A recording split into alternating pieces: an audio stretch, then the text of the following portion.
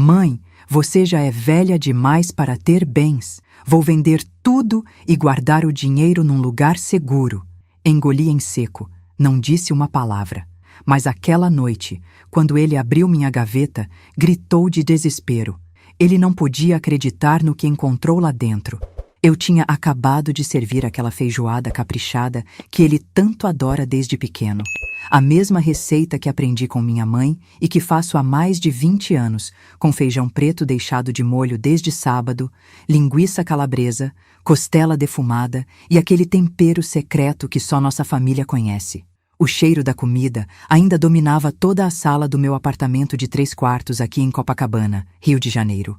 O sol da tarde de março entrava pelas janelas que dão vista para o mar, criando aquela luz dourada que sempre me acalmava. A mesa estava posta com a toalha bordada que ganhei de casamento, os pratos da porcelana boa que uso só em ocasiões especiais, guardanapos de tecido bem passadinhos. Era para ser um momento de família, de amor, de união.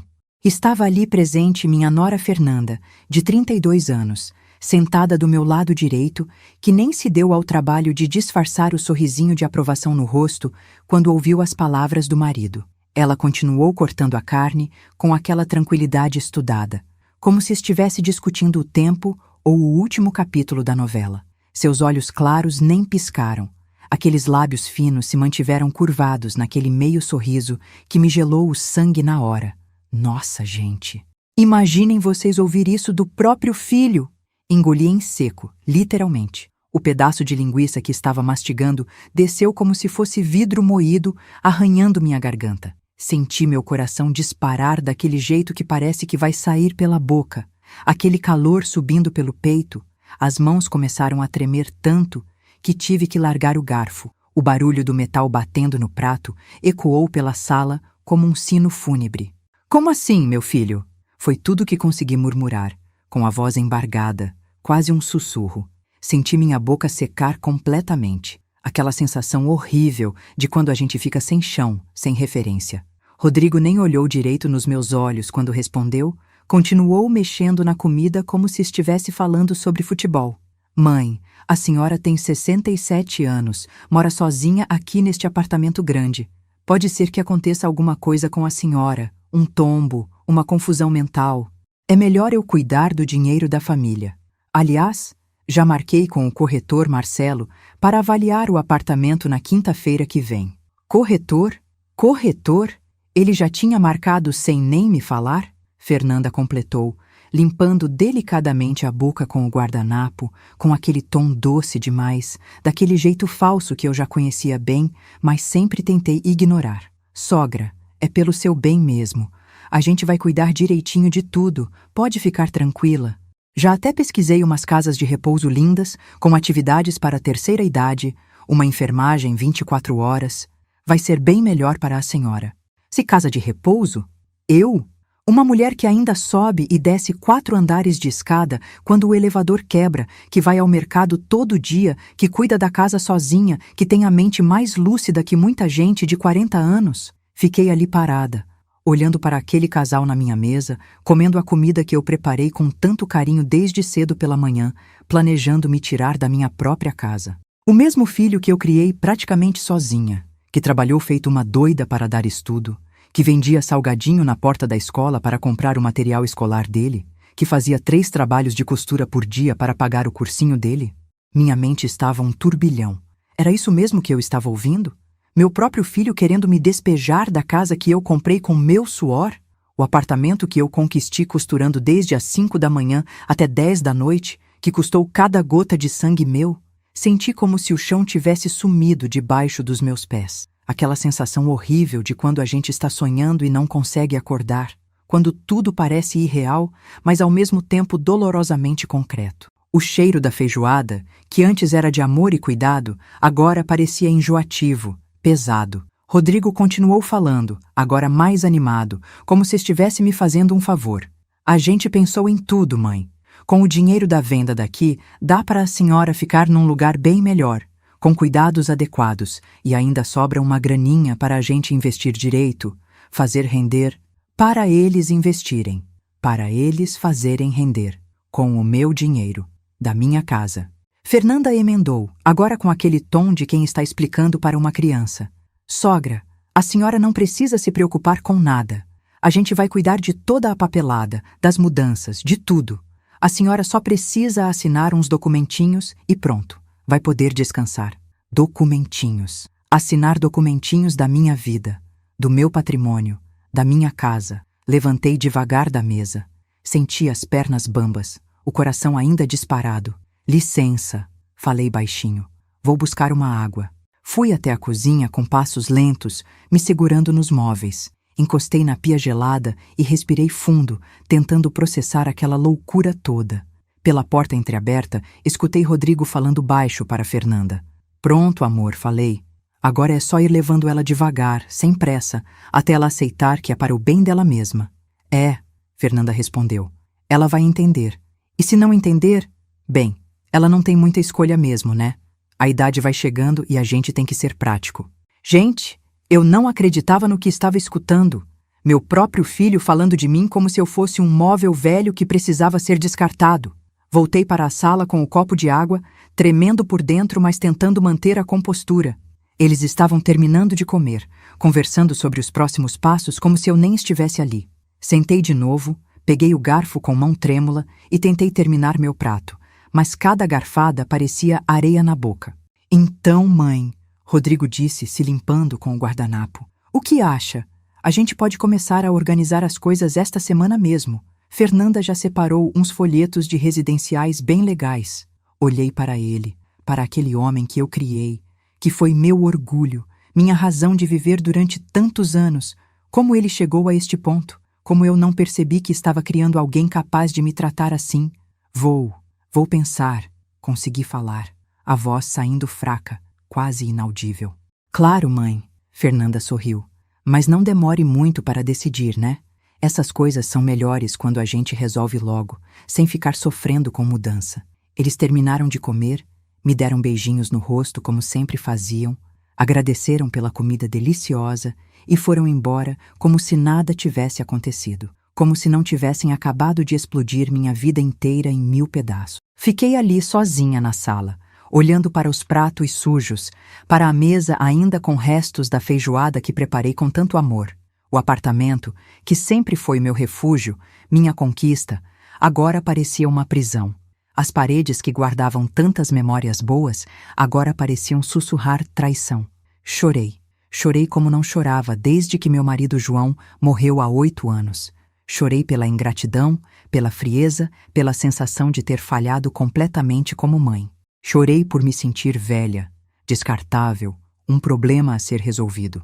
Mas o que eu ainda não sabia naquele momento era que essa conversa horrível seria apenas o começo. O que estava por vir mudaria não só minha vida, mas minha forma de ver toda a minha família e me faria descobrir forças que eu nem imaginava que ainda tinha.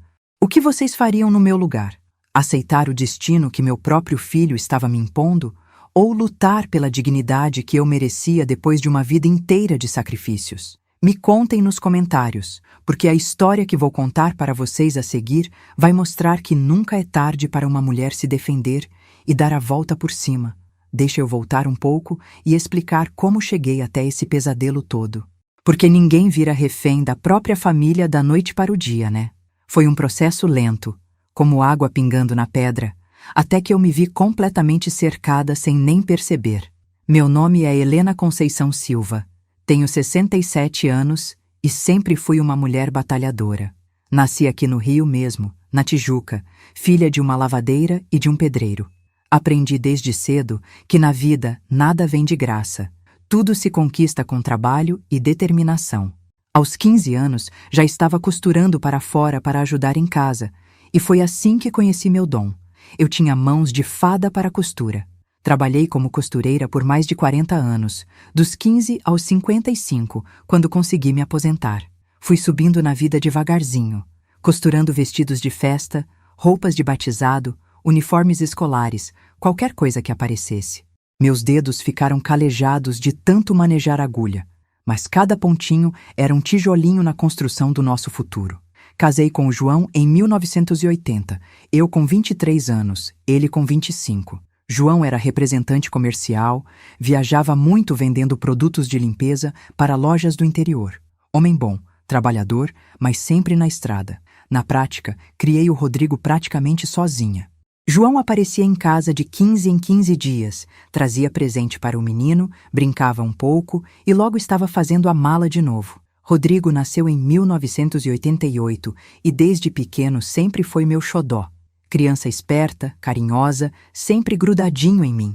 Quando o pai viajava, ele dormia na minha cama, dizia que era para me proteger dos ladrões. Eu derretia toda com aquele menino lindo de olhos castanhos e sorriso maroto. Foi aos poucos que comecei a perceber que talvez eu estivesse mimando demais. Rodrigo nunca quis trabalhar quando adolescente. Todos os amigos dele tinham biquinho de meio período, mas ele dizia que precisava se concentrar nos estudos. Eu, boba, achava lindo ele ser tão dedicado. Continuei costurando até de madrugada para que ele não precisasse de nada. O apartamento aqui em Copacabana foi a conquista da minha vida.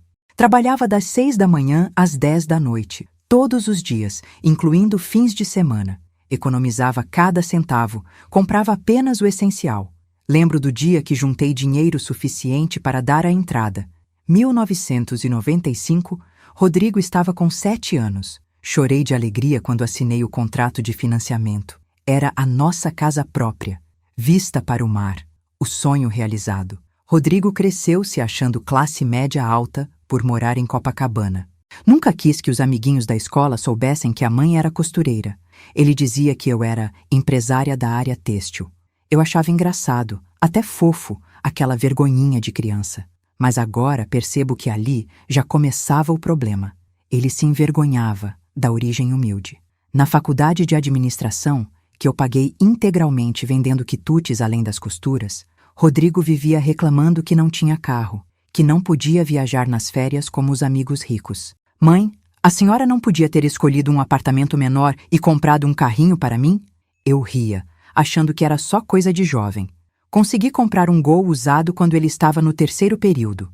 Usei todas as minhas economias e ainda parcelei no cartão. Em 2015, João teve o infarto fulminante. Estava dirigindo na Dutra, voltando de uma viagem para Minas, quando sentiu as dores no peito. Conseguiu encostar o carro, mas não resistiu. O seguro de vida que ele tinha no trabalho me salvou. 200 mil reais que apliquei direitinho no banco, seguindo conselhos do gerente seu Antônio, que me conhece há décadas. Foi depois da morte do pai que Rodrigo começou a mudar mais claramente. Passou a falar sobre nossa herança, sobre como eu deveria investir melhor o dinheiro, sobre como eu estava desperdiçando oportunidades, mantendo a grana parada na poupança. Ele tinha se formado havia 2 anos, trabalhava numa empresa de logística, mas vivia insatisfeito com o salário. Mãe, com o dinheiro que a senhora tem parado, daria para abrir uma empresa incrível. Eu administro, a senhora fica sócia e a gente multiplica esse patrimônio. Era sempre a mesma conversa. Mas eu, que aprendi na vida que dinheiro na mão é passarinho voando, nunca topei essas aventuras. Foi em 2018 que conheceu Fernanda numa balada na Lapa. Ela trabalhava como promotora de eventos, mas sonhava ser influencer. Cabelo sempre escovado, unhas sempre feitas, roupas de marca, aquele jeito de quem se acha melhor que todo mundo. Desde o primeiro dia que a trouxe em casa, percebi que ela olhava meu apartamento calculando valores. Nossa, sogra, que vista linda! Deve valer uma fortuna um apartamento desses aqui em Copacabana, né? Foi uma das primeiras coisas que ela me disse. Rodrigo ficou todo orgulhoso. Minha mãe sempre teve bom gosto, sempre soube investir, como se ele tivesse algum mérito na conquista que foi só minha e do João. Eles se casaram em 2019, numa festa que eu paguei quase toda. Mãe, é o casamento do seu único filho, não pode ser qualquer coisa. Gastei 58 mil reais numa festa para 200 pessoas, buffet na Urca, vestido da noiva importado, lua de mel em Cancún. Metade das minhas economias se foi numa noite só, mas eu estava feliz vendo meu filho realizado. O primeiro pedido de ajuda veio 3 meses depois do casamento. Mãe, o aluguel do apartamento que a gente pegou na Tijuca está um pouco salgado, a senhora pode dar uma mãozinha só este mês? R$ 2.500. Eu paguei, achando que era exceção, adaptação de recém-casados, mas aí virou rotina. Todo mês era alguma coisa. Aluguel atrasado, cartão de crédito estourado, conta de luz em débito. Mãe, é só até eu conseguir aquela promoção no trabalho. Mãe, é só até a Fernanda conseguir mais clientes na área dela. Mãe, é só até as coisas se estabilizarem. Em 2 anos, calculei que já tinha emprestado mais de R$40 mil para eles. Nunca viram a cor do dinheiro de volta, obviamente. Quando eu tocava no assunto, Rodrigo ficava ofendido. Mãe, a senhora está cobrando ajuda do próprio filho? Depois de tudo que a senhora investiu na minha educação, agora quer ver retorno financeiro? Fernanda sempre concordava, balançando a cabeça com cara de decepção. Sogra, família não cobra família. A gente está numa fase difícil, mas logo logo a situação melhora. E eu, idiota, me sentia culpada por questionar. Os primeiros sinais realmente estranhos começaram no início de 2023. Rodrigo passou a aparecer mais vezes aqui em casa, sempre interessado nas minhas contas, nas minhas movimentações bancárias. Mãe, a senhora está conseguindo se organizar direito? Não está gastando demais? Como assim gastando demais? Eu que sempre fui econômica, que vivo com menos de R$3 mil por mês da aposentadoria? Não será que este apartamento não está ficando grande demais para a senhora? Começou a perguntar. Muita responsabilidade, muito gasto com condomínio, IPTU. Eu respondia que estava ótima, que aquela era minha casa, que jamais sairia dali. Ele ficava com cara de quem não estava convencido. Um dia, em janeiro, voltei do mercado mais cedo e encontrei ele mexendo na minha mesa da sala, onde deixo correspondências e alguns documentos. O que você está fazendo, filho? Ele nem se atrapalhou. Ah, mãe, estava organizando umas coisas para a senhora. Vi que tem umas contas aqui que podem estar vencendo. Organizando para mim? Eu que sempre cuidei de tudo sozinha, que nunca atrasei uma conta na vida? Outro dia, deixei ele aqui enquanto fui ao médico. Quando voltei, a síndica, Dona Carmen, comentou que tinha visto meu filho conversando com um corretor no playground do prédio. Corretor? Perguntei para o Rodrigo. Ele disse que era só um conhecido que estava visitando outro apartamento. Conversaram por acaso. Mas a gota d'água que me fez começar a desconfiar de verdade foi quando descobri que ele tinha uma cópia da chave do meu apartamento, feita sem eu saber. Eu tinha dado a chave original para ele anos atrás, para emergências, mas a cópia? Quando confrontei, ele disse: Mãe, é para o caso de perder a original, né? A senhora mesmo que falou para eu fazer uma reserva. Eu nunca falei isso, mas ele jurava que sim, me fez até duvidar da minha própria memória. Mãe, a senhora está esquecendo das coisas mesmo. Isso é normal na idade da senhora. Não precisa ficar envergonhada. Esquecendo? Eu? Uma mulher que lembra o nome de todos os vizinhos do prédio, que sabe de cor todos os telefones importantes, que nunca na vida esqueceu um compromisso? Foi aí que comecei a prestar atenção mesmo. E foi aí que descobri que aquele almoço terrível de março seria apenas a ponta de um iceberg muito, muito maior. Depois daquele almoço devastador de março, alguma coisa mudou dentro de mim. Sabe quando a gente sente que não pode mais fingir que está tudo normal?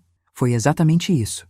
Aquelas palavras do Rodrigo, "Você já é velha demais para ter bens", ficaram ecoando na minha cabeça como um disco riscado. Não conseguia dormir direito, não conseguia me concentrar nas atividades normais. Na primeira semana depois daquele domingo terrível, tentei racionalizar tudo. Ah, Helena, talvez seja amor mal demonstrado mesmo.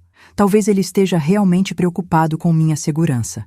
Mas por mais que eu tentasse me convencer, havia algo errado no tom dele, na frieza da Fernanda, na forma como falaram sobre documentinhos, como se eu fosse uma criança incapaz. Foi na terça-feira seguinte, 21 de março, às 9 horas da manhã, que comecei minha investigação.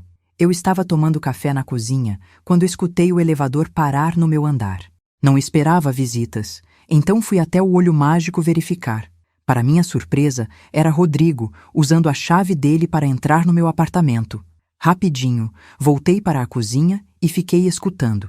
Ele entrou, foi direto para a sala e começou a mexer nos meus papéis. Ouvi gavetas sendo abertas e fechadas, o barulho de folhas sendo manuseadas. Meu coração disparou.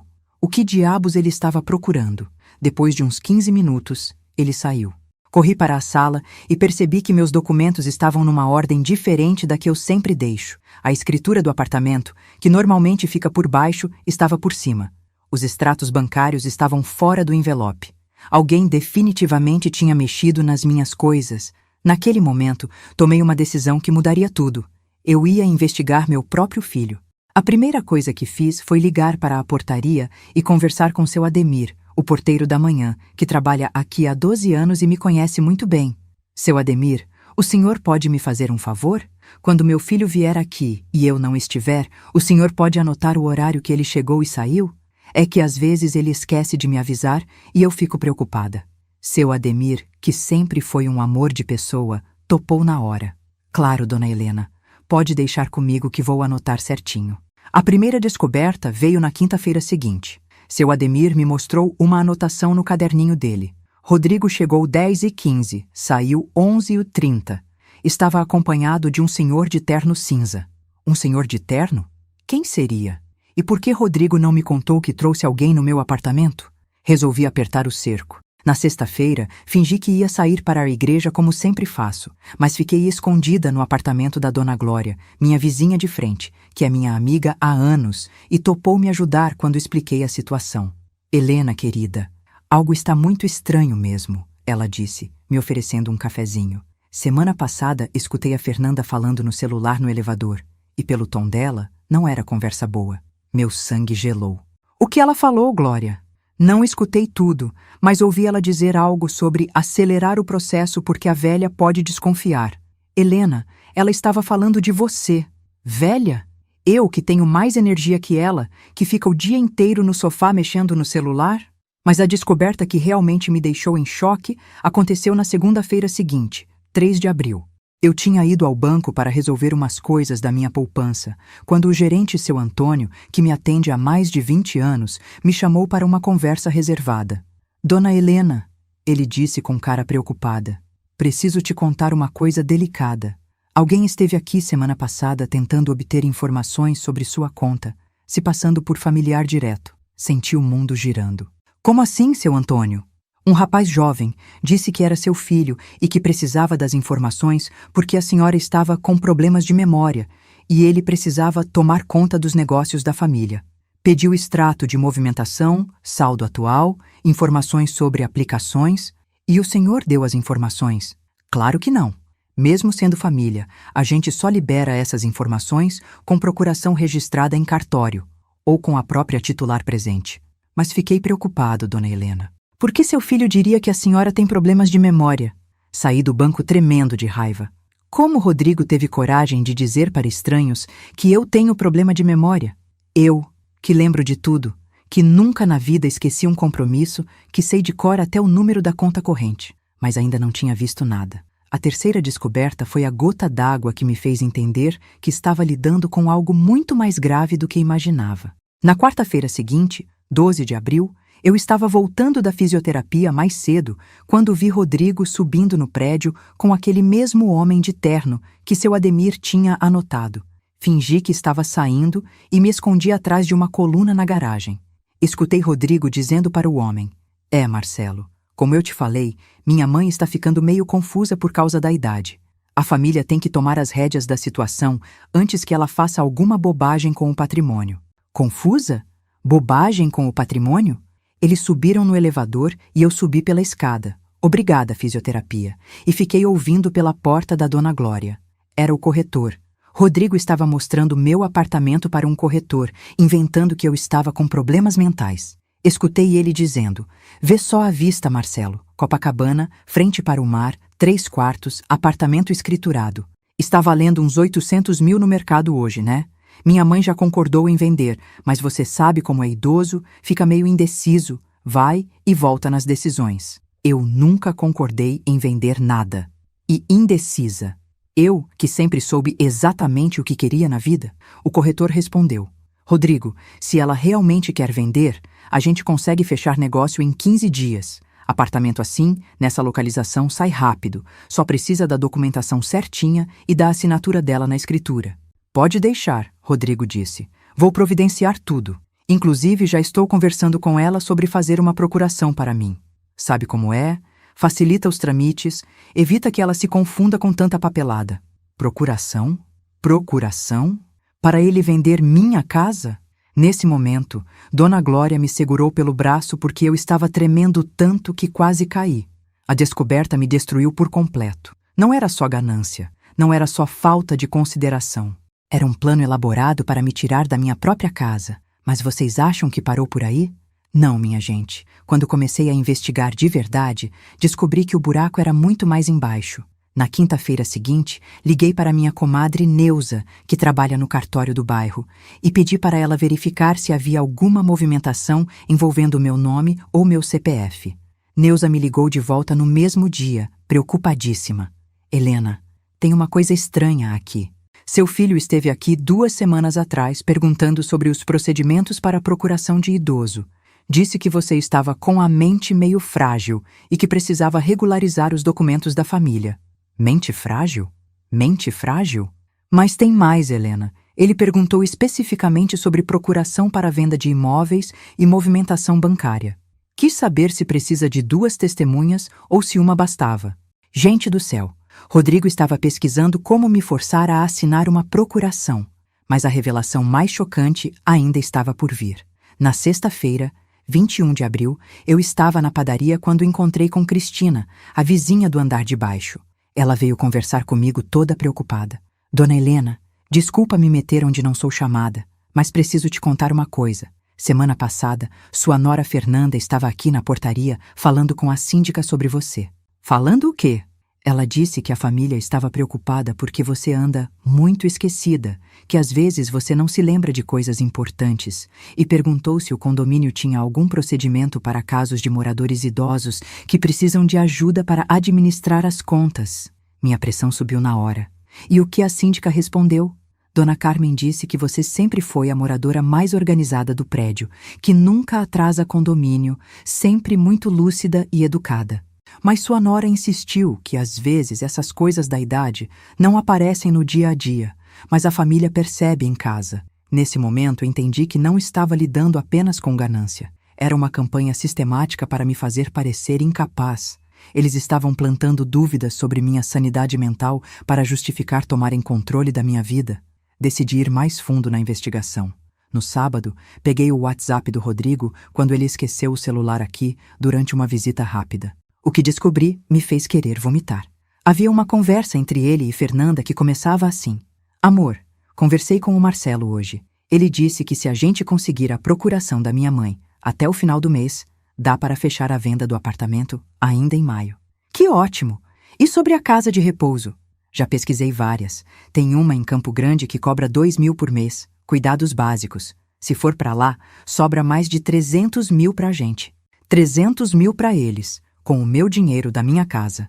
Fernanda respondeu, perfeito, amor. E ela está aceitando bem a ideia? Ainda não falei sobre casa de repouso diretamente. Estou indo devagar, plantando a ideia de que ela precisa de cuidados, que está esquecida. Semana que vem, vou começar a falar sobre lugares especializados para a terceira idade. Boa estratégia. E se ela resistir muito? Aí a gente usa o argumento médico. Falo que o médico recomendou, que é para o bem dela. Idoso sempre acaba cedendo quando envolve questão de saúde. Gente, eu não acreditava no que estava lendo. Meu próprio filho planejando me manipular usando mentiras médicas. Mas tinha mais, muito mais. Fernanda, outra coisa. Conversei com meu primo advogado sobre a questão da procuração. Ele disse que se a gente conseguir 2 testemunhas dizendo que minha mãe anda confusa, fica mais fácil para conseguir até uma curatela no futuro, se for necessário. Curatela? Eles queriam me declarar legalmente incapaz. Que testemunhas! Pensei na dona Carmen do condomínio e talvez na fisioterapeuta dela. Se a gente plantar a ideia certa, eles estavam planejando corromper pessoas para testemunhar contra mim. Contra mim, que sempre fui uma mulher lúcida, independente, responsável. A conversa continuava com detalhes que me fizeram perder o chão. Rodrigo, calculei aqui. Com o dinheiro da venda do apartamento, a gente consegue quitar todas nossas informações, abrir aquela empresa que você quer e ainda sobra para comprar um apartamento melhor para nós. Exato. E o melhor é que vai parecer que estamos cuidando bem dela, colocando num lugar adequado para a idade. Ninguém vai questionar. Verdade. E se alguém da família perguntar alguma coisa, falo que foi decisão dela mesmo, que ela percebeu que estava ficando difícil cuidar de casa sozinha. Quem vai contestar? Decisão minha? Quando eu nunca, jamais cogitei sair da minha casa? Mas a parte que realmente me destruiu foi o final da conversa. Fernanda, você acha que estou sendo muito duro com minha mãe? Amor, é a vida. Ela já viveu o que tinha que viver. Agora é a nossa vez de construir nosso patrimônio. E convenhamos, ela sozinha naquele apartamento gigante é desperdício mesmo. É verdade. E ela vai estar bem cuidada na casa de repouso. Pode até fazer amizades com pessoas da idade dela. Já vivi. O que tinha que viver? Eles estavam falando de mim como se eu fosse um móvel velho que atrapalha. Sentei no sofá da sala, ainda segurando o celular do Rodrigo, e chorei como nunca chorei na vida. Não era só traição, era crueldade pura. Meu filho, que eu criei com tanto amor, estava planejando me roubar, me humilhar, me jogar num depósito de velhos, tudo para resolver a vida irresponsável que ele escolheu viver. Mas sabe o que mais me chocou? A frieza de tudo. Não havia um pingo de remorso, de dúvida, de amor genuíno por mim. Era tudo calculado, planejado, como se eu fosse apenas um obstáculo entre eles e o dinheiro que queriam. Naquele momento, olhando para as paredes do meu apartamento, para cada móvel que comprei com sacrifício, para cada canto que guarda memórias de uma vida inteira de trabalho, tomei uma decisão que mudaria tudo. Eles iam descobrir com quem estavam mexendo. E iam pagar caro por subestimarem a velhinha e Helena. Porque se tem uma coisa que eles não sabiam sobre mim, é que eu não fiquei viúva, sozinha, independente e batalhadora aos 67 anos por acaso. Eu sabia me defender. E dessa vez ia usar toda a minha experiência de vida para dar o troco que eles mereciam. O que vocês acham que eu deveria fazer? Confrontar diretamente ou preparar uma estratégia? Deixe nos comentários a sua opinião. Depois de descobrir toda a extensão da traição através daquelas mensagens horríveis, passei 3 dias sem conseguir comer direito. Meu estômago estava embrulhado, meu coração doía fisicamente, como se alguém estivesse apertando com força. Mas no 4º dia, segunda-feira, 24 de abril, acordei diferente. A tristeza ainda estava lá, mas havia algo novo, uma determinação que eu não sentia há anos. Sentei na mesa da cozinha com uma xícara de café e uma folha de papel. Se Rodrigo e Fernanda achavam que iam me passar a perna, eles não conheciam direito com quem estavam lidando. Eu que sobrevivi à morte do marido, que criei um filho sozinha, que construí um patrimônio do zero, não ia deixar 2 aproveitadores destruírem minha vida sem reagir. Escrevi na folha: Operação Dignidade. Sim, dei nome para minha vingança. Embaixo, fiz uma lista de tudo o que precisava fazer. Reunir aliados confiáveis, coletar evidências irrefutáveis, proteger meu patrimônio, preparar o confronto final, garantir que eles nunca mais pudessem me ameaçar. A primeira pessoa que procurei foi Dona Glória, minha vizinha. Bati na porta dela às 8 da manhã, ainda de roupão. Glória, querida, preciso de uma ajuda muito especial, disse mostrando a folha com meu plano. Meu filho está tentando me roubar. E eu vou dar o troco. Você topa me ajudar? Dona Glória, que tem 72 anos e já foi professora durante 40 anos, leu tudo com atenção. Helena, minha filha, pode contar comigo para tudo. Esses 2 merecem uma lição que nunca vão esquecer. O segundo aliado foi seu Ademir, o porteiro. Quando expliquei a situação, ele ficou indignado. Dona Helena, a senhora é uma das moradoras mais queridas do prédio. Como o Rodrigo pode fazer isso? Pode contar comigo para qualquer coisa que precisar. O terceiro aliado foi uma surpresa. Dona Carmen, a síndica, que sempre foi meio distante, se mostrou uma guerreira quando soube da verdade. Helena, eu sabia que havia algo estranho quando a Fernanda veio falar comigo. Uma nora preocupada não fala sobre a sogra daquele jeito calculista. Vamos acabar com essa palhaçada. Mas meu aliado mais importante foi seu Antônio, do banco. Quando contei sobre as mensagens que li, ele ficou furioso. Dona Helena, isso é tentativa de estelionato.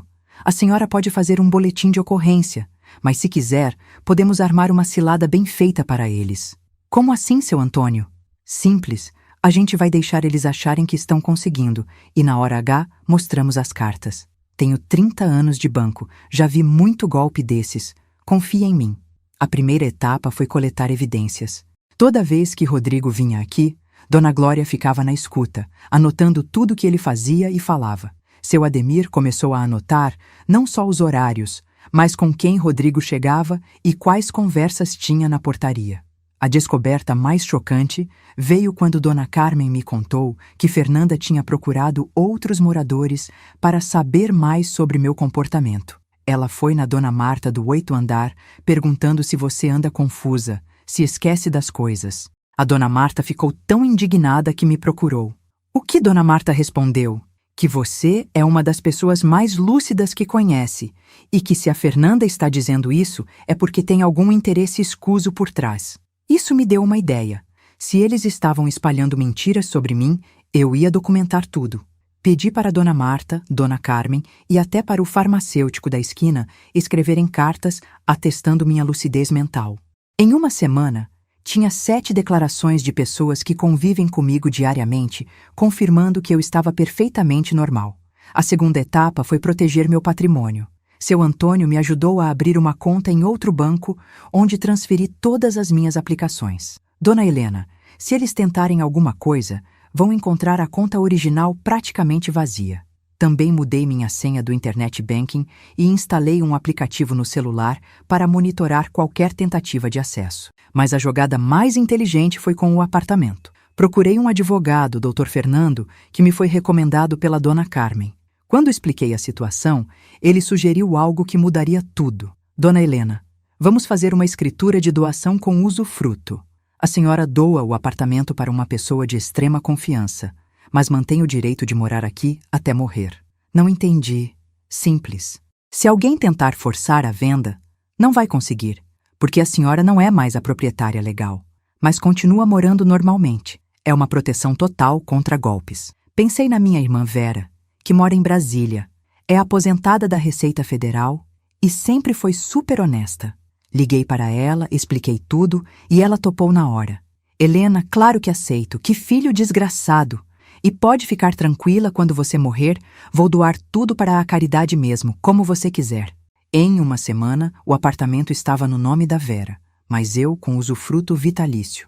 Rodrigo nunca poderia me forçar a vender o que não era mais legalmente meu.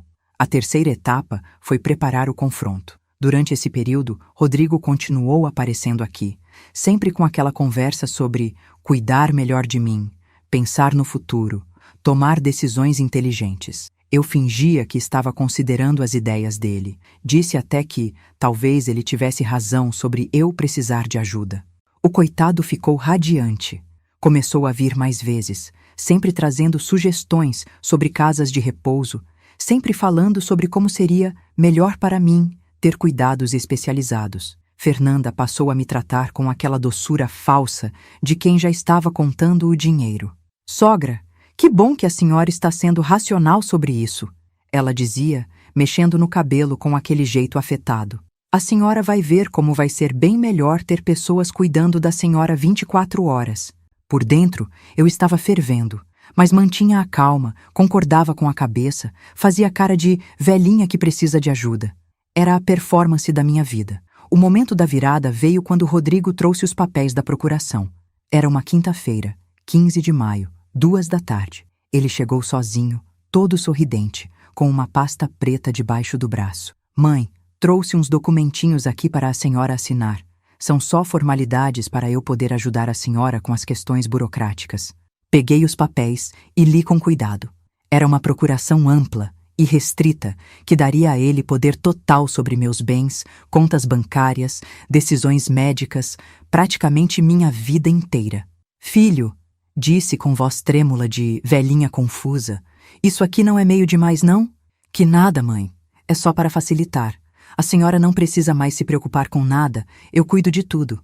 Mas e se eu quiser mexer na minha própria conta? Mãe, a senhora pode mexer à vontade, só que agora eu também posso ajudar quando precisar. É melhor assim.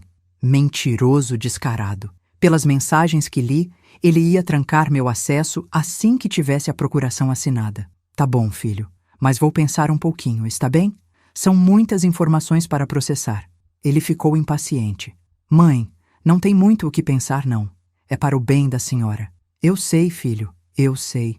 Só deixa eu dormir sobre isso, e amanhã a gente resolve. Rodrigo saiu visivelmente irritado. Pela janela, vi ele no telefone com alguém, provavelmente a Fernanda, gesticulando muito, claramente nervoso porque eu não assinei na hora. Naquela noite, finalizei meu plano. Era hora de dar o bote. Liguei para Dona Glória. Amanhã é o dia. Você consegue ficar disponível para ser testemunha? Claro que sim. Mal posso esperar para ver a cara dele. Liguei para seu Antônio. Seu Antônio, amanhã vou precisar da sua ajuda final. Pode contar comigo, Dona Helena. Já preparei tudo aqui. Liguei para Dr. Fernando. Doutor, amanhã preciso que o senhor esteja disponível para uma ligação importante. Estarei aqui no escritório das 2 às 6. Qualquer coisa, me liga. Na sexta-feira de manhã, acordei às 5h30. Não conseguia mais dormir de ansiedade, mas era ansiedade boa, de quem está prestes a fazer justiça. Tomei banho, me arrumei bem, coloquei minha roupa social azul marinho, a mesma que usava nas reuniões importantes quando ainda trabalhava. Às 9h, liguei para Rodrigo. Filho, decidi assinar os papéis. Pode vir aqui às 2h que a gente resolve tudo. Que ótimo, mãe! Sabia que a senhora ia tomar a decisão certa. Vou levar a Fernanda junto para ser testemunha, pode ser? Claro, filho. Quanto mais gente, melhor. Desliguei o telefone e sorri. Eles não faziam ideia da surpresa que os esperava. Às 2h em ponto, Rodrigo e Fernanda chegaram. Ele com a pasta dos documentos, ela com aquele sorriso falso de quem já estava gastando meu dinheiro. Sentaram no sofá da sala, confiantes, achando que tinham vencido. E então, mãe, vamos resolver logo isso para não complicar mais? Vamos sim, filho, mas antes queria esclarecer uma coisinha. Foi aí que abri minha gaveta e tirei uma pasta bem mais grossa que a dele. Rodrigo e Fernanda se entreolharam, confusos. Sabe, filho, disse com uma calma que nunca senti antes. Durante essas semanas, pensei muito no que vocês falaram sobre eu estar ficando velha, confusa, precisando de ajuda. Mãe, é para o seu bem mesmo. Então resolvi investigar se vocês tinham razão. Abri minha pasta e comecei a tirar papel por papel. Primeiro, tenho aqui 7 declarações de pessoas que convivem comigo, atestando que estou perfeitamente lúcida. Vizinhos, farmacêutico, porteiro. O sorriso sumiu do rosto dos dois. Segundo, tenho aqui cópias de todas as conversas de vocês no WhatsApp que li quando você esqueceu seu celular aqui, Rodrigo. Mostrei as folhas impressas. Conversas sobre casa de repouso, sobre como me manipular, sobre ficarem com meu dinheiro. Fernanda ficou branca como papel. Terceiro, tenho aqui o relatório do banco sobre sua tentativa de obter informações da minha conta, se passando por familiar responsável por uma pessoa com problemas mentais. Rodrigo começou a gaguejar. Mãe, eu posso explicar? Quarto, continuei, sem deixar ele falar. Tenho aqui declarações de vizinhos sobre como a Fernanda saiu perguntando sobre meu estado mental para outros moradores. Sogra, isso é um mal-entendido. E quinto, disse, tirando o último papel. Tenho aqui a nova escritura do apartamento, que agora está no nome da minha irmã Vera, com usufruto vitalício para mim. Sabe o que isso significa? Silêncio total. Significa que vocês nunca, jamais, vão poder me forçar a vender minha casa. Porque, tecnicamente, ela não é mais minha, mas eu tenho o direito de morar aqui até morrer. Rodrigo explodiu. Mãe, a senhora não pode fazer isso. É nossa herança. Herança! Gritei, me levantando pela primeira vez. Herança se recebe de quem já morreu. Eu estou viva e com saúde perfeita. Herança é o que sobra depois que a pessoa aproveitou a própria vida, não o que filhos interesseiros roubam da mãe. Fernanda tentou sair correndo, mas eu não tinha terminado. Fernanda, querida, disse com ironia, pode sentar que ainda tem mais. Vocês acham que eu ia parar por aí? Não, minha gente. A vingança estava só começando. Tinham que pagar por cada humilhação, por cada mentira, por cada noite que me fizeram chorar achando que eu estava ficando louca. E iam pagar mesmo. Fernanda, querida, disse com ironia, pode sentar que ainda tem mais. Ela tentou disfarçar, mas vi perfeitamente as mãos dela tremendo quando pegou o copo de água que ofereci. Rodrigo estava pálido, suando, com aquela cara de quem acabou de descobrir que o jogo virou. Antes de continuar, falei, me dirigindo aos dois. Quero que vocês saibam que tudo que vou falar agora está sendo gravado. Mostrei meu celular na mesa com o gravador ligado. E tem gente escutando. Como se fosse combinado, Dona Glória abriu a porta do apartamento dela e acenou. Logo depois, seu Ademir subiu da portaria. Dona Carmen chegou em seguida. Um por um, meus aliados foram entrando na minha sala, formando uma plateia para o show que eu estava prestes a dar. "O que é isso, mãe?" Rodrigo perguntou, visivelmente desesperado. "É o Comitê da Verdade, filho. As pessoas que vocês tentaram usar para atestar que eu estava ficando louca." Seu Ademir foi o primeiro a falar. "Rodrigo, perdi totalmente o respeito por você. Sua mãe sempre foi educada, gentil com todos nós aqui do prédio. Como você teve coragem de inventar que ela estava com problema mental?" Dona Carmen emendou. "E você, Fernanda, que cara de pau, veio me procurar com essa história de que sua sogra estava esquecida, confusa. Helena sempre foi a moradora mais organizada deste prédio." "Gente, vocês não estão entendendo." Fernanda tentou se explicar. "Não, querida," Dona Glória interrompeu. "Quem não entendeu foram vocês. Acharam que iam conseguir enganar todo mundo e roubar esta mulher maravilhosa. Foi aí que peguei meu telefone e liguei para seu Antônio, no Viva Voz. Seu Antônio, o senhor pode repetir para meu filho o que ele falou quando tentou obter informações da minha conta?" A voz do gerente soou alta e clara na sala. "Ele disse que você estava com problemas de memória e que a família precisava assumir o controle das suas finanças. Mentiu descaradamente para tentar acessar informações sigilosas." "Mentiu?" Rodrigo tentou se defender. "Eu estava preocupado mesmo. Preocupado o escambau!" Explodi. "Você estava planejando me roubar. Quer que eu leia suas mensagens aqui na frente de todo mundo?" Peguei as folhas com as conversas impressas e comecei a ler em voz alta. "Com o dinheiro da venda do apartamento, a gente consegue quitar todas nossas dívidas, abrir aquela empresa que você quer e ainda sobra para comprar um apartamento melhor para nós." Rodrigo tentou me interromper. "Mãe, pare com isso." "Não!" gritei, com uma força que não sabia que ainda tinha. "Agora você vai escutar tudo. Tem uma casa de repouso em Campo Grande que cobra 2.000 por mês. Se ela for para lá, sobra mais de 300.000 para a gente."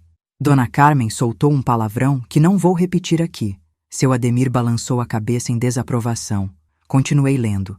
"E ela está aceitando bem a ideia?" "Ainda não falei sobre casa de repouso diretamente. Estou indo devagar, plantando a ideia de que ela precisa de cuidados." "Jesus Cristo!" murmurou Dona Glória. "Que frieza! Mas tem mais," disse virando a página. "E se ela resistir muito? Aí a gente usa o argumento médico. Falo que o médico recomendou, que é para o bem dela. Idoso sempre acaba cedendo quando envolve questão de saúde." Fernanda começou a chorar, mas eu não tinha pena nenhuma. Eram lágrimas de quem foi pega, não de arrependimento. "Fernanda, você acha que estou sendo muito duro com minha mãe?" "Amor, é a vida. Ela já viveu o que tinha que viver. Agora é a nossa vez de construir nosso patrimônio." Quando terminei de ler essa parte, o silêncio na sala era ensurdecedor. Até Fernanda parou de chorar. "Eu já vivi o que tinha que viver," gritei, me levantando e indo em direção a eles. "Aos 67 anos, eu já vivi o que tinha que viver? Quem são vocês para decidir isso?" Rodrigo tentou se levantar, mas eu apontei o dedo para ele. "Senta, não terminei. Vocês sabem quanto dinheiro eu gastei com vocês nos últimos 3 anos? 78.000 reais. 78.000 que saíram das minhas economias para cobrir a irresponsabilidade de vocês." Peguei outra pasta e comecei a mostrar os comprovantes. Aluguel atrasado, cartão de crédito estourado, empréstimo no banco, financiamento. Do carro, tudo no meu nome ou com meu dinheiro. "Mãe, a gente ia devolver," Rodrigo murmurou. "Com o quê?" explodiu. "Você está desempregado há 3 meses. Acham que eu não sei? Acham que sou idiota?" Fernanda tentou falar alguma coisa, mas eu não deixei. "E você, mocinha, que se faz de influencer, mas não tem nem 500 seguidores de verdade. Fica o dia inteiro fazendo selfie e comprando coisas que não pode pagar." Foi aí que seu Ademir trouxe a informação que eu tinha pedido para ele descobrir. "Helena, consegui confirmar com o síndico do prédio onde eles moram. Estão com 3 meses de aluguel atrasado e já receberam aviso de despejo." "Despejo?" Olhei para os dois, incrédula. "Vocês estão sendo despejados e ainda assim queriam me roubar?" Rodrigo finalmente quebrou. "Mãe, a gente está desesperado. Não sabemos mais o que fazer. Pensamos que Pensamos que se a senhora fosse para um lugar melhor, com cuidados... Lugar melhor? Interrompi furiosa. Meu apartamento, que eu comprei com meu suor, não é lugar bom o suficiente para mim? Vocês queriam me enfiar num asilo para ficarem com meu dinheiro. Não era asilo, era uma casa de repouso. Fernanda tentou amenizar. É a mesma coisa. Vocês queriam me descartar como lixo velho. Nesse momento, toquei meu telefone e liguei para o Dr. Fernando. Doutor, pode vir subir agora, por favor? Em 5 minutos, meu advogado estava na sala. Um homem de uns 50 anos, terno escuro, pasta executiva, cara de quem não estava para brincadeira. Dr. Fernando, apresentei. Estes são meu filho Rodrigo e minha nora Fernanda, os aproveitadores de que lhe falei. O advogado cumprimentou friamente e foi direto ao assunto. Senhor Rodrigo, tentativa de obter procuração através de informações falsas sobre estado mental de idoso é contravenção penal. Configuração de estelionato contra a pessoa em situação de vulnerabilidade presumida pode dar de 2 a 8 anos de reclusão. Rodrigo ficou lívido. Como assim? Eu não fiz nada ilegal. Mentir para a instituição financeira sobre estado mental de familiar para obter informações sigilosas é sim contravenção. Forjar situação de incapacidade para obter procuração é tentativa de estelionato. Doutor, disse, o senhor pode explicar para eles sobre a doação que fiz? Claro. Dona Helena doou seu apartamento para a irmã dela, Senhora Vera, com usufruto vitalício. Isso significa que mesmo que conseguissem a procuração, mesmo que forjassem qualquer documento, jamais conseguiriam vender este imóvel. Mas isso não pode, Fernanda gritou. Ela não pode doar nossa herança. O doutor Fernando sorriu friamente. Minha senhora, herança é o que sobra depois que a pessoa morre. Enquanto está viva, qualquer pessoa pode dispor de seus bens como quiser. E Dona Helena está viva e com todas as faculdades mentais preservadas. Além disso, continuei, mudei todas as senhas bancárias, transferi todas as aplicações para outra instituição e fiz um testamento específico. Peguei o envelope lacrado que estava na gaveta. Este testamento deixa claro que, devido às tentativas de apropriação indébita de meus bens por parte de meu filho Rodrigo Silva Santos e minha nora Fernanda Costa Silva, todos os meus bens, após minha morte, serão doados para o Lar dos Idosos São Vicente de Paulo. Você não pode fazer isso, Rodrigo gritou se levantando num salto. Posso e já fiz, gritei de volta. E sabe por quê? Porque depois de uma vida inteira trabalhando, me sacrificando por você, descobri que criei um monstro, um homem capaz de me tratar como lixo. Dona Glória começou a aplaudir. Logo, seu Ademir e Dona Carmen fizeram o mesmo. O som das palmas ecoou pela sala como uma sentença. Vocês sabem o que mais me dói? Continuei, agora com lágrimas nos olhos, mas lágrimas de liberação. Não é nem a tentativa de roubo, é a frieza. É descobrir que o filho que eu amo não me ama de volta. Rodrigo tentou se aproximar. Mãe, eu amo você sim. Não! Me afastei. Quem ama não planeja destruir. Quem ama não mente. Quem ama não manipula. Fernanda levantou, pegou a bolsa. Vamos embora, Rodrigo. Não vamos ficar aqui ouvindo isso. Podem ir mesmo, disse calmamente. Mas deixem as chaves do meu apartamento na mesa. Que chaves? Rodrigo tentou mentir. Seu Ademir riu. Rodrigo, eu vi você entrando aqui várias vezes quando sua mãe não estava. Todos sabemos que você tem chave. Rodrigo, derrotado, tirou 2 chaves do bolso e colocou na mesa. A original e a cópia que você mandou fazer sem me avisar, disse.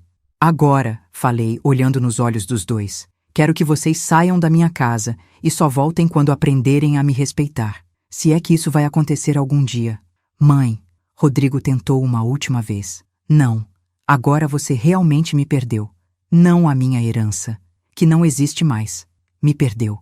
Perdeu o amor, perdeu o respeito, perdeu a confiança. Perdeu a mãe.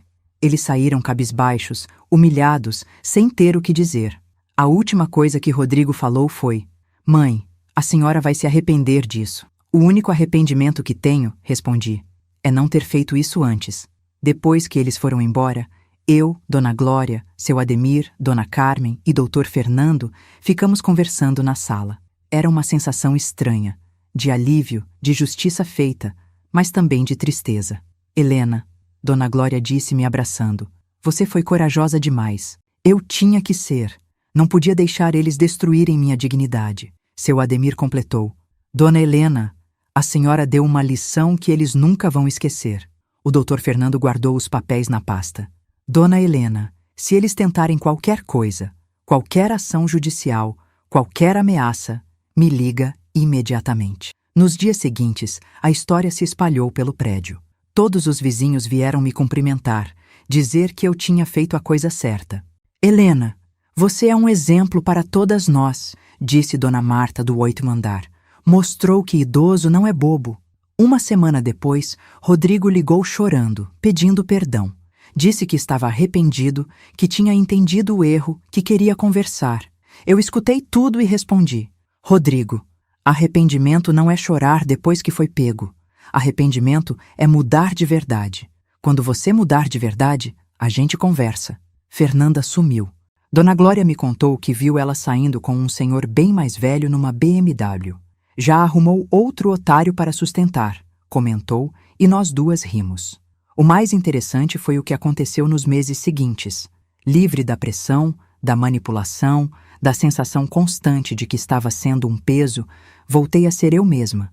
Comecei a sair mais, a fazer atividades que tinha abandonado, a me cuidar melhor. Me inscrevi num curso de informática para a terceira idade e aprendi a usar o WhatsApp direito, Instagram, até comecei a fazer lives no Facebook contando minha história. Virei uma pequena celebridade entre as mulheres da minha idade que passaram por situações parecidas. Helena, uma senhora me disse depois de uma palestra que dei no centro comunitário, sua história me deu coragem para confrontar meu filho que estava fazendo a mesma coisa. Conheci outras mulheres que tinham passado pelo mesmo, filhos interesseiros, noras calculistas, famílias que queriam se apropriar do patrimônio de mães idosas. Formamos um grupo de apoio. Nos encontramos toda terça-feira aqui no meu apartamento. 6 meses depois do confronto, Rodrigo apareceu na minha porta. Estava magro, abatido, com cara de quem tinha passado por maus bocados. Mãe, posso conversar com a senhora? Deixei ele entrar, mas mantive distância. Fala, Rodrigo. Mãe, eu queria pedir perdão de verdade. Descobri que a Fernanda estava me traindo há meses. Arrumou outro para sustentar ela. Estou morando numa kitnet na Penha, pegando Uber para sobreviver. E sabe o que mais me dói? Não é nem estar sem dinheiro. É ter perdido a senhora. Olhei para meu filho, magro, humilde, aparentemente arrependido de verdade. Rodrigo, o que vocês fizeram comigo foi muito grave. Não foi só ganância. Foi crueldade. Eu sei, mãe. Eu sei. Não tenho desculpa. Só queria que a senhora soubesse que estou arrependido de verdade. Não porque deu errado, mas porque entendi que foi errado mesmo. E o que você quer agora? Nada, mãe. Não quero dinheiro, não quero ajuda financeira. Só queria que a senhora soubesse que seu filho ainda existe. Que o aproveitador morreu junto com aquele casamento. Era sincero? Era manipulação? Eu não sabia, mas disse: Rodrigo, se você realmente mudou, isso vai aparecer com o tempo, não através de palavras, mas de atitudes. Quando eu tiver certeza de que você mudou de verdade, a gente conversa sobre reconstruir nossa relação. Está bem, mãe, vou provar. Ele saiu e eu fiquei pensando: será que pessoas realmente mudam? Será que vale a pena dar uma segunda chance para quem nos machucou tanto? Hoje, 1 ano depois daquele confronto terrível, posso dizer que foi a melhor coisa que fiz na vida. Não por causa da vingança, essa foi só consequência, mas porque aprendi que nunca é tarde para uma mulher colocar limites, defender sua dignidade e mostrar que respeito não se pede, se impõe. Rodrigo vem me visitando uma vez por mês, sempre trazendo um pequeno presente que ele compra com o próprio dinheiro. Um bombom, uma flor, um cartãozinho. Nunca pede nada, só conversa, conta como está a vida, pergunta da minha saúde. Talvez ele realmente tenha mudado. Talvez não. O tempo dirá. Meu apartamento continua no nome da Vera. E vai continuar. Meu testamento continua doando tudo para a caridade e vai continuar. Não por vingança, mas porque aprendi que patrimônio só tem valor quando a gente vive com dignidade. E vocês sabem o que descobri?